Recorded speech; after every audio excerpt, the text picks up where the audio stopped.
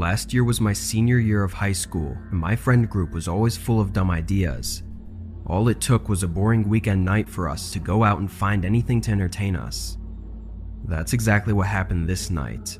It was me and my two other friends, hanging out and just trying to think of something to do.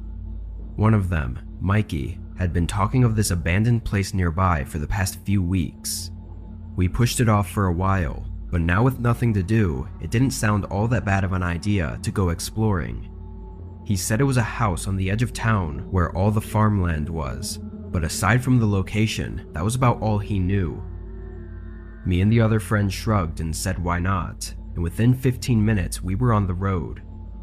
We drove for a half hour until we reached the point where Mikey said to turn off onto an unpaved road, and a few minutes later we exited the tree line and were right in front of the house.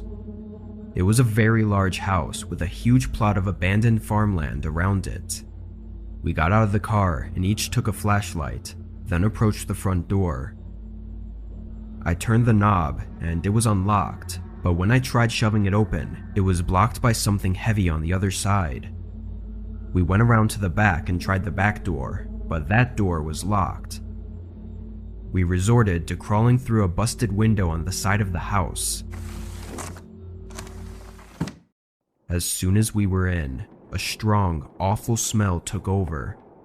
It was like a mixture of mold and rotting animal carcass. I mean, this was the worst smell I'd ever experienced by a long shot. My friends didn't seem as fazed as I was, so we kept moving in. Right away, we noticed footprints all throughout the dusty hallway floors. We thought nothing of it because we figured this place had basically been a tourist attraction for stupid teenagers like us. The whole place was unnervingly empty though. There wasn't any old furniture or garbage on the floor. As we walked through the first few rooms, we reached the hallway that led to the front door, and against the front door was an old couch with a bunch of boxes on top of it. Whoever had done that had taken what looked like everything from inside the house just to block the front door from opening. We continued up the stairs to see if the upstairs rooms were emptied too. At the top of the steps, I shined my flashlight down the hallway. There were 3 doors.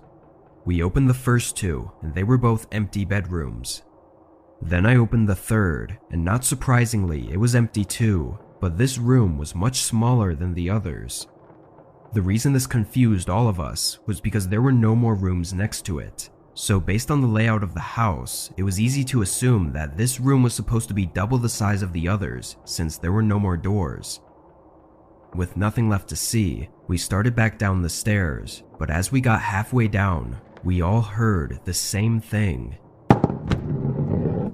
It sounded like a ball hitting the floor, rolling, then quickly and intentionally being stopped.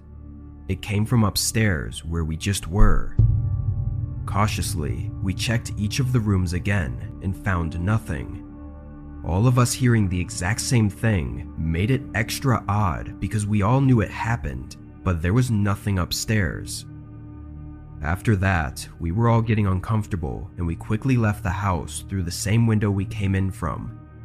We walked to the front where the car was and got in.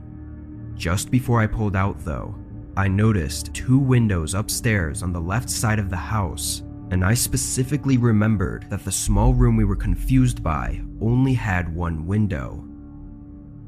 I pointed this out to my friends, and we all sat there staring at the second floor windows and trying to figure out what was going on. Then there was a sudden flicker of a shadow moving across the blinds, followed by a dim light glowing from behind the window. In the light, the figure of a man could be seen looking out the window at us. I put the car in drive, did a U-turn, and sped down the dirt road, getting out of there as fast as possible. After some discussion, Mikey convinced us to call the police, but the police found nothing in the house. Whoever was there had moved out and probably took everything with them. When I think back on it now, I'm just happy that we didn't try too hard to search for any more rooms when we were up there. If we did, I wouldn't doubt it if whoever was hiding in there was prepared to take drastic measures not to be found.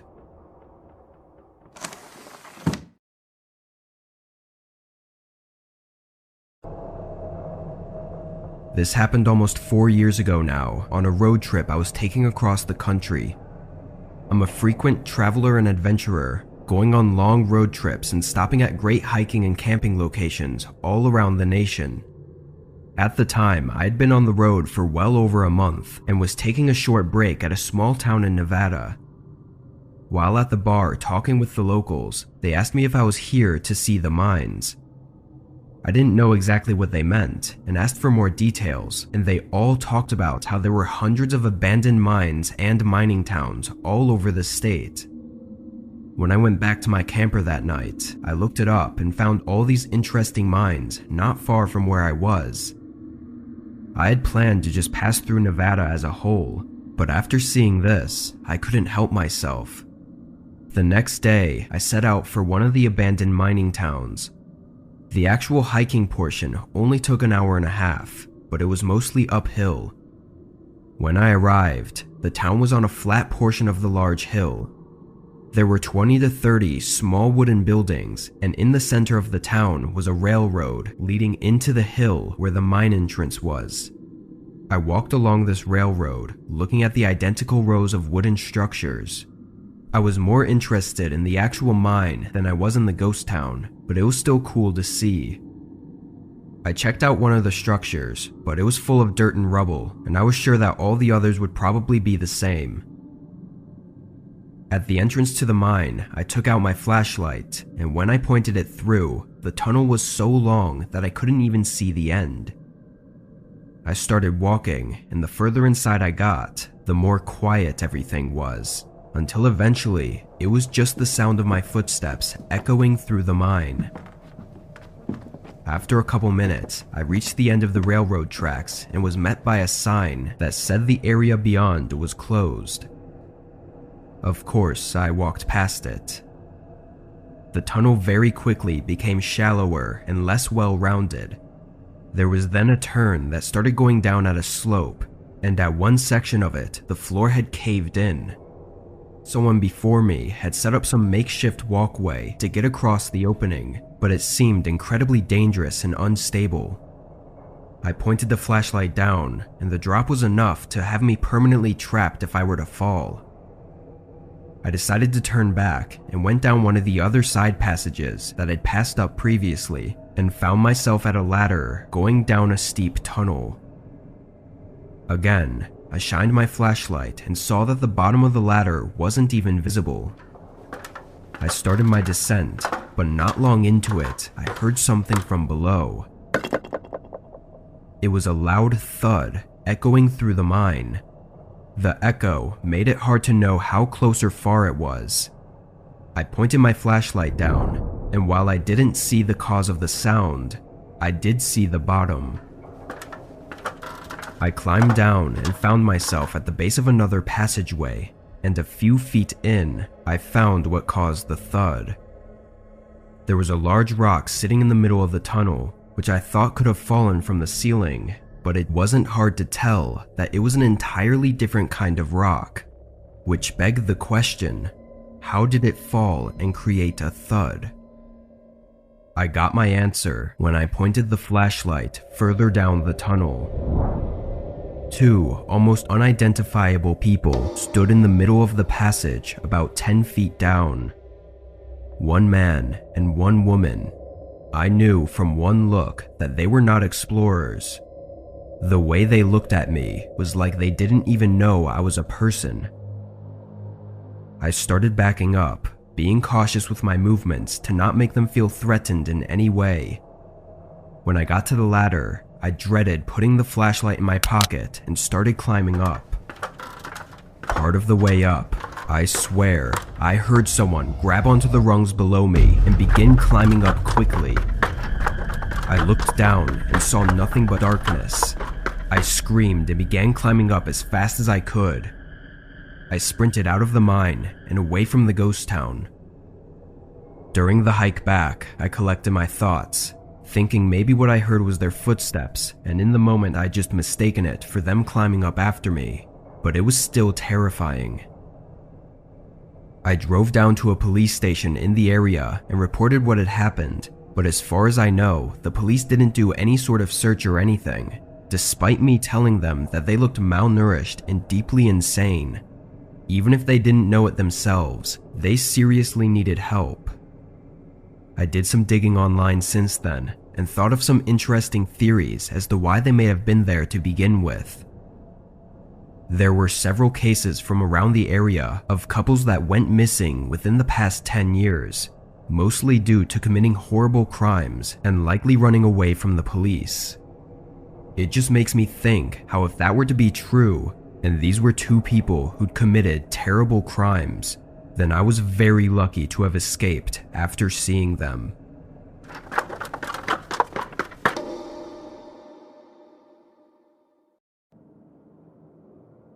Me and my best friend Glenn grew up in a small town far from any big cities. The population was less than 1,000, so yeah, it was very local and everyone knew everyone. Growing up, rumors would spread about various creepy things that would go on in the town, all most likely fake, but one of the words that would spread was of this small community a few miles out in the surrounding woods that was abandoned decades ago. By the time Glenn and I were in high school, we found out from multiple people that the community was actually real and there was a whole history to it. After finding that out, it was impossible for us to resist the urge to go out there and see what all the talk was about. We tried planning the whole trip out, but in the end, we just packed a backpack with some water and flashlights, then headed into the woods. We got some basic directions to this poorly made trail that supposedly led there, and we followed it down for about 3 miles, but then it ended. There were no other trails or anything, it was just a dead end. My immediate thought was that we'd been set up by some elaborate prank, but Glenn wasn't convinced. He somehow got me to follow him for another half-mile through the woods, not following any trail or directions. By then, we'd already been out longer than expected, and the sun wasn't at its highest. I was nervous about getting lost without the sunlight or a clear path to follow, but just before we turned back, Glenn spotted a shape in the distance. It was too far to see exactly what, but it was rigid and definitely man-made. As we got closer, the shape revealed itself to be a worn and broken down cabin. The roof had caved in, and it looked like people had been around here recently, but when we walked around to the other side of the cabin, there was a large field where all the trees had been cut down. In the field stood 6 cabins of varying sizes, along with a few other structures that I couldn't really identify. Both of us were shocked to actually have found this place, and in person, it was way creepier than we ever could have imagined. The houses were all falling apart in one way or another. We walked over to one of the cabins close to us and went inside. It was trashed, but it looked like most of the furniture, like wooden chairs and tables, were still intact and sitting in the same place they had been decades ago. The sunset was casting long shadows on everything, which really just gave it all an eerie feeling. I went into what I think was supposed to be the bedroom, but as I looked around, I heard someone walking outside the cabin. I turned around to give Glenn a nervous look, but he wasn't there. Staying quiet, I looked through a crack in the wall to see if the person outside was Glenn, but as the footsteps came closer, I caught sight of them. It was a tall, old man, I'd say mid-50s, half naked, and the clothes he did have on were torn and disgusting. He walked past the cabin, and I turned back and started looking through the rooms for Glenn, but he must have left at some point. I exited through an empty window frame and stayed behind the cabin as I tried to scan the whole field for any sign of Glenn, but I saw no signs of him. I assumed he was exploring one of the other houses, but I had no idea if he was even aware of this man that had just entered the abandoned community. In my frantic state of moving around the outside of the cabin and searching for Glenn, I realized I'd lost sight of the man. I was struggling to keep myself calm, and the whole woods was getting darker by the minute.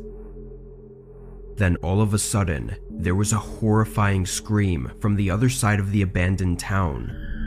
I peered around the cabin and saw Glenn running through the open field. Once he saw me, we both ran into the woods back toward home. Thankfully, we found the trail before the sun fully set, because once the sun went down, we could only see a few feet ahead. When we finally got back, I asked Glenn what happened. He said he was exploring one of the houses, and as he did, he started to realize that it didn't look as abandoned as the others, and someone was likely living there. When he turned to leave, the same man I'd seen was standing on the other side of the cabin, holding a knife. He described his eyes as having a look of hunger, and without hesitation, the man charged at him. Glenn screamed and ran, and I guess the man didn't chase very far. We don't know what that man would have done to us, but it was stupid to have even gone to that abandoned town in the first place. And it almost cost us our lives to figure that out.